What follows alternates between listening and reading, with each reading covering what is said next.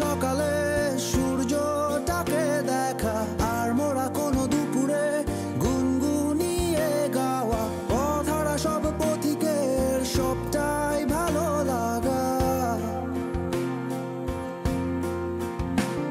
আর জানালার ওই কাছটায় থমকে থাকা বৃষ্টি, অলিখিত সব